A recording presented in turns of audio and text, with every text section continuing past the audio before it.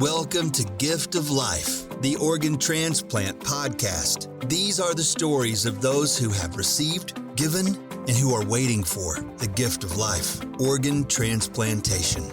Now here's your host and heart and kidney recipient, BJ Odom. Welcome to the Gift of Life, the Organ Transplant Podcast, where we explore the extraordinary world of organ transplantation. I'm your host, BJ Odom. Each week we share inspiring stories and introduce you to remarkable individuals sharing their own transplant stories. Be sure to support the podcast by leaving a 5-star review and subscribing on your preferred podcast platform. Have a transplant story you'd like to share or have comments about the podcast? Leave us an email, giftoflifepodcast@gmail.com. Again, that's giftoflifepodcast@gmail.com. And don't forget to connect with us on Facebook at Gift of Life, the Organ Transplant Podcast. And check out our website at giftoflifepodcast.com. Welcome to episode 66 as we continue along with National Multi-Donor Awareness Month. Today's episode is another powerful reminder that heroes walk among us, and sometimes they wear scrubs. Meet Yesenia Zaragoza, a proud Hispanic woman whose heart for others is matched only by her action. She's a nurse who has served transplant recipients at Tampa General Hospital, and now she's part of the incredible team at LifeLink of Florida. But Yesenia's story doesn't stop there. She's also a living kidney donor. One day while observing a surgery, she overheard a conversation about living kidney donation and how donors are given priority if they need a transplant themselves. That moment planted a seed, and true to who she is, Yesenia didn't just think about it, she acted. As we continue to celebrate National Multi-Ethnic Donor Awareness Month, Yesenia brings both passion and perspective to our mission of spreading awareness in every community, especially those historically underserved. Her journey is inspiring, informative, and filled with heart. So stick around. You don't want to miss this. Yesenia, welcome to the podcast. And if you would, let's start things out by you telling us a little bit about yourself. Well, my name is Yesenia Zaragoza. I am 32 years old. I am a wife and a mother of 3 kiddos, ages 6, 5, and 3. I have been a nurse for 8 years. I started my career at our local trauma hospital, Tampa General Hospital. I worked in the ICU there, taking care of trauma patients, and I also got to help recover liver transplant patients. It's kind of where I started to grow fond of the recipients and donors, and then I started working for our local OPO, which is LifeLink of Florida, 4 years ago. And I'm currently a transplant coordinator there. And in October of 2024, I also became a living donor. Oh, wow. So you are really into the whole scheme of things, as they say. I guess you can say that.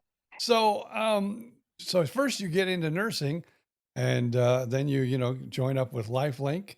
Now you said, did you have any other people in your family that had needed organs, or maybe donated, or did you? This was kind No, of a new experience as you got this into is nursing. very new to my to my family. I'm actually Hispanic. So as most of us know, there is more of a negative outlook towards donation in the Hispanic community. Sometimes it's just due to lack of education or misconceptions. I actually donated to a stranger. It was an altruistic donation. As a child, because we've talked to other people that said, when they were younger in life, they were even actually kind of, hey, don't put that on your driver's license.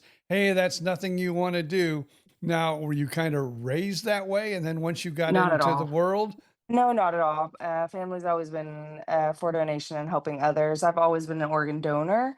But I think the idea of being a living donor was scary to the family. Just because, they knew that I was an organ donor and that I could save others after I passed away.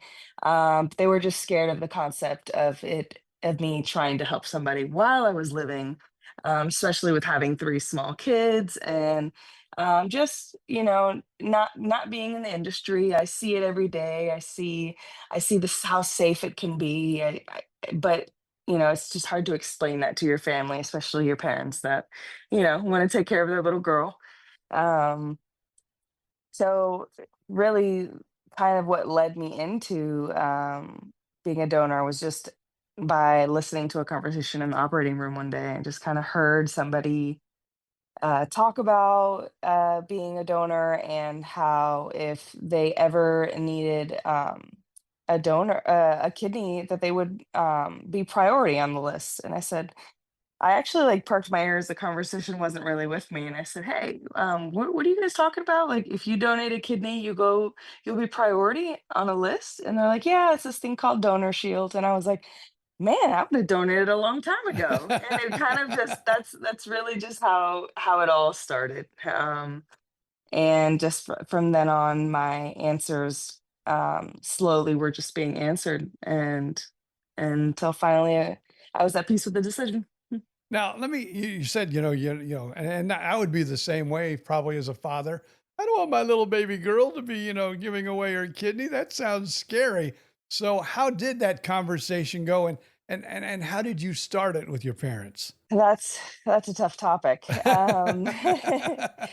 So it didn't go well. They never really understood why.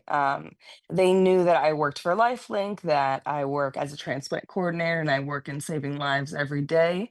And so basically, their answer was, "You already save lives. You already do that. Why do you need to do more?" So it definitely wasn't a simple answer. And till this day, they still don't agree with the decision that I made. We're on good terms and everything. We're neighbors, so can't hide from my parents.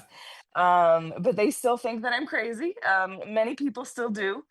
But I came across a quote during my evaluation, and it's really helped me get through my decision and really just be at peace with it. And it was the saving of a life is of supreme value, and it cannot be held hostage to the incomprehension of others. Oh, wow. Um, yeah, and so I wrote that down, and I said, you know what, I I can't expect my parents to be jumping up and down about this decision. Um, Also, my husband was like, "Oh gosh, I know I married a loony, but I'll support you." um, so he knew, and he wasn't surprised by the decision when I told him you go through an evaluation process, and it takes months to be cleared and everything. But he's like, "I'm not exactly jumping up and down about this, but I do fully support you." So when it comes to the conversation with my parents, I can say till this day they never really fully agreed, but um, you know, it's okay. I, I, That's I okay. I bet you deep down they were very nervous about it, and maybe they're a little nervous about the future. Absolutely. But deep Absolutely. down, they're saying, I'm so proud of my baby girl. She's like this. I can't believe she did this. Yeah, yeah. I'm sure they're just scared of the unknown, as most people would be. Now, I'm a heart and a kidney recipient both. And I remember, when I was looking for that kidney after my heart transplant, and I mean, I might as well, let's be honest here. As your parents, loved you, the first thing my son raised his hand, said, "Let me get tested. Let me get tested." And I'm like over here going, Dad, going, "No, no, no, not you, not you, no, not you." But he Yeah, did get tested. Unfortunately, his blood pressure was a little on the high side, so he gotcha. wasn't able to progress, in the donation process, which is really good that they do so much screening. So if anybody that has ever went through the process like you, the screening, it's multitude, right?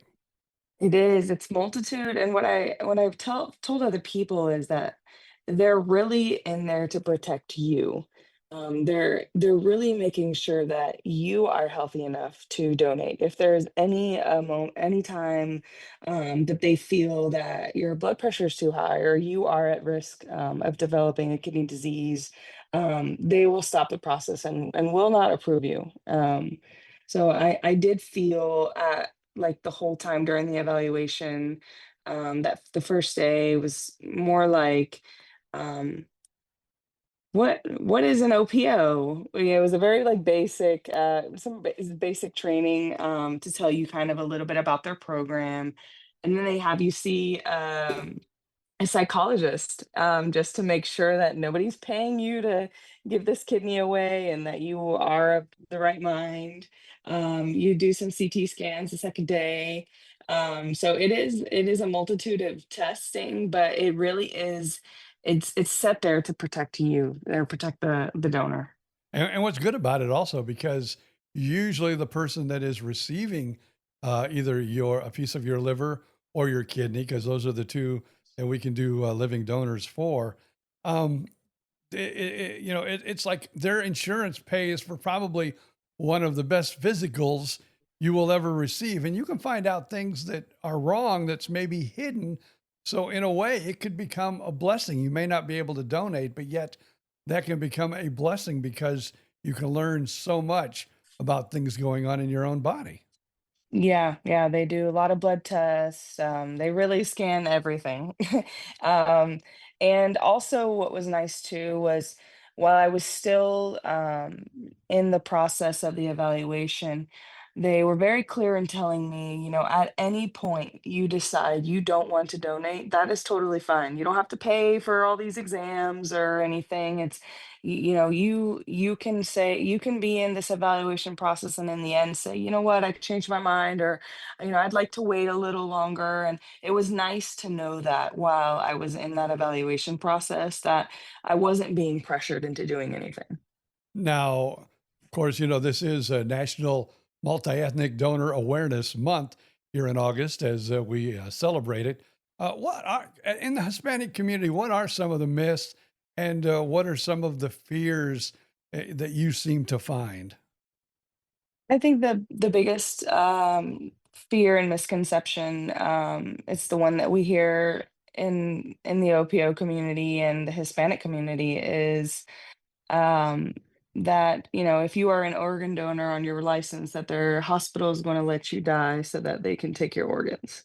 That's pretty much the most common one I see on a professional level and a personal level, and it's really quite the opposite. You know, there's so much testing and things that are having to go, and um, they have to, you know, look at your blood pressure, and they have to keep everything in a really good environment in order for your organs even to be viable for transplant. So the idea of them letting you pass away so that they can take your organs is just a very incorrect way of thinking. But it just really takes education in our communities so that people really understand the importance of organ donation. And really, our multi-ethnic community is one of the ones that are is a community that is really, needing these transplants. 60% of the multi-ethnic recipients are 60% of the transplant waiting list is multi-ethnic recipients. So it's really important that these communities are aware of the need for donation. I've been in and out of Tampa General many, many times. I don't know if I should say, unfortunately or fortunately, we have never met because I got a kidney and a heart. So I never have been with the liver people. But in my days of stand up comedy, I used to make a beer bottle disappear. And before I'd make it disappear, I told people I had a heart transplant and a kidney transplant. And then when I brought the bottle out, I would say, all I need now is a liver transplant and kind of, toast the audience. But then I'd say, no, that's not a good idea. And I would make the bottle disappear. So that was always part of my act to get rid of that. So I wouldn't meet you, young lady. No, no, you would not. So what are some of the things that, since you do work with the, liver transplant patients, what are some of the common problems there, and what can you maybe just tell us about that a little bit? Because we have, I would say, a little bit of an expert on the line today. Oh, so liver patients. Well, I used to work with them. I now work for the OPO, but I did used to help recover them in their liver transplant journey, and it's I guess I don't even know where to start. I mean, that's a very, I love the liver population. The liver is just such an amazing organ. It's one of the organs that can be, transplanted at an old age. I think the record is like 101 years old of a liver transplant. So when people think that there is an age cap on donation, there certainly is not. And the liver is the cause of that. It's just a regenerative organ that can really withstand the test of time. As far as the recovery, um, technology has caused our surgeries to just be so advanced nowadays. 4 years ago, you know, when we were recovering transplants, they were just so much slower. And now you are getting a transplant and they remove the breathing tube right away and you are up and walking that same day. It's just advanced so much. Now, that's the recipient or the donor? The recipient, the Okay. recipient, Oh, the recipient is up right the away liver and moving recipient. around. Now, how is that surgery? Now, I know you did the kidney, but how is, because I never really talked to well, I have talked to a liver donor, so I take that back. But how's the recovery with donating, being a living donor for a liver? I am not sure because I have not donated that my liver part of my liver, so I'm not really sure about that side. The TGH actually has a living donor program that they recently started, but that was only I think about a year or two ago, so I was no longer at Tampa General by then. Okay. Um, but the recovery, I can speak for the recovery for kidney. It's I I was surprised. I think I had to remind myself that I had had surgery and that I had to slow down. Um, but it was just a small, like 3-inch incision, and within a week, I would say, I was a little bit sore, but within a week, I was pretty much back to normal. And I had limitations on what I could carry.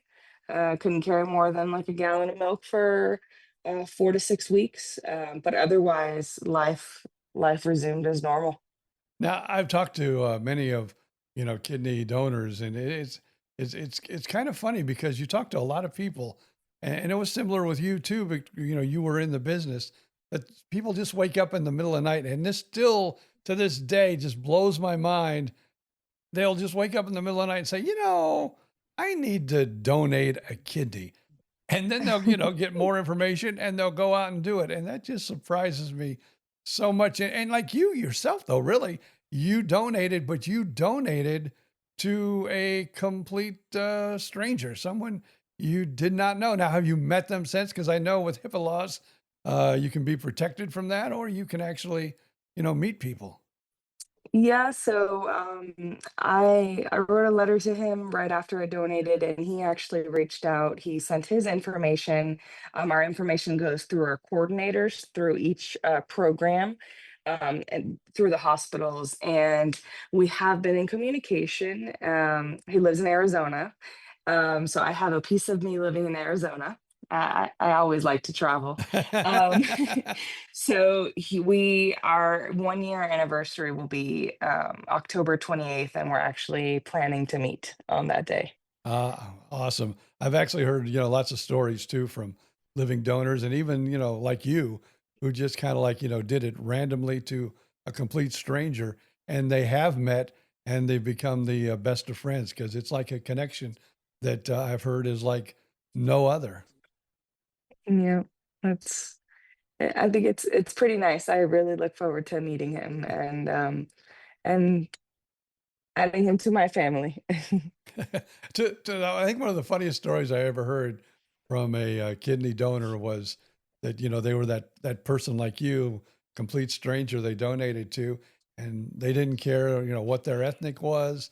They didn't care, what their political views were.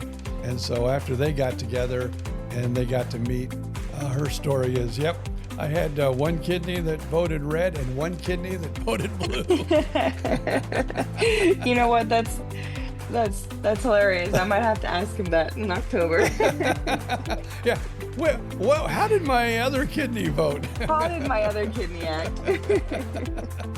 Well, I appreciate you for coming on with us, and I wish you the best of luck. And of course, we will continue throughout the month of August here to celebrate National Multi-Ethnic Donor Awareness Month. And we thank you so much for taking time out of your busy day and talking with us. Thank you so much. It was a pleasure. Thank you so much, Yesenia, for sharing your story with us today. And join us again next week, along with each week during the month of August, as we celebrate National Multi-Ethnic Donor Awareness Month. If you have a transplant story, email us at giftoflifepodcast@gmail.com. Follow us on Facebook, and also don't forget to like and share this episode with family and friends. Plus, we'd appreciate that 5-star review on your favorite podcast platform. Another podcast you might enjoy is myself and my former radio partner, Bill Stevens. BJ and Bill, the podcast, all on the Podcast Playground Network. And we'd like to thank them for making this podcast possible. Until next time, I'm BJ Odom. Thank you so much for being a part of our journey and reminding us all to appreciate each and every day and to treasure the extraordinary gift of life. He was running on empty, heart fading fast. Doctor said, man, you ain't gonna last. But a stranger's kindness, a gift so true, turned the night sky into something new. He got a second chance, he got a brand new spark, like a freight train rolling back from the dark. Gift of life, let the story be told. One heart beats, another takes hold. Give a little, save a soul. Ain't no greater rock and roll.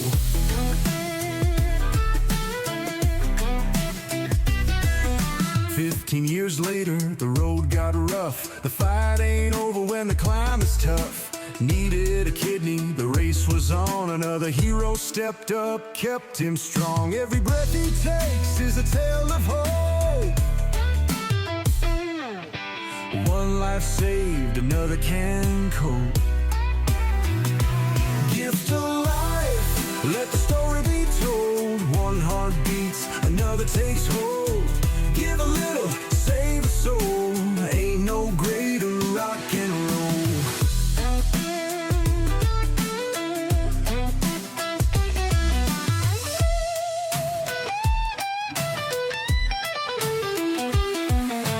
Doctor's hands, a donor's grace, running on down to a brand new place.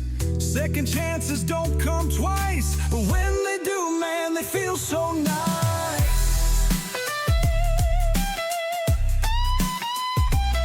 So let's spread the word, let the people know. One yes today lets a miracle grow. You don't need wings just to save a man, just a little love, a helping hand. Gift of life, let the story be told. One heart beats, another takes hold. Give a little, save a soul. Ain't no greater rock and roll. BJ still rocking, still standing tall, thanks to the ones who gave it all. Gift of life, hear the sound. Pass it on, pass it down. The Gift of Life podcast, hosted by BJ Odom. Listen now.